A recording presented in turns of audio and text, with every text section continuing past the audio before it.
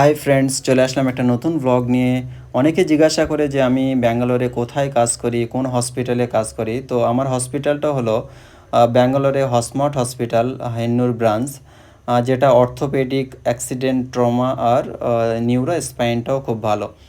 হসপিটালটা বিশেষ করে এটা অর্থোপেডিক, যেখানে খুব ভালো চিকিৎসা হয়, বাট একটু ব্যয়বহুল, কিন্তু চিকিৎসাটা খুবই ভালো। তো চলো দেখতে থাকো। এটা ফ্রন্ট গেট ছিল।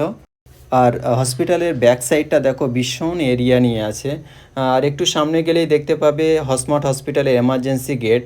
আর এখান থেকেই এমার্জেন্সি পেশেন্ট ফোর হুইলারে খুব সহজেই নিয়ে যায়। যেহেতু এটা একটু নিচু ঢালু করে রেখে দিয়েছে, যেহেতু পেশেন্ট নিয়ে যেতে খুব তাড়াতাড়ি খুব সহজ হয়। তো চলে আসলাম এমার্জেন্সি এন্ট্রেন্স গেটের দিকে। আর নিচেটা দেখো, এখানে সাইটে আছে এমআরডি ডিপার্টমেন্ট, তারপরে সিকিউরিটি। হসপিটালের ভিতরটা দেখো কত সুন্দর লাগছে।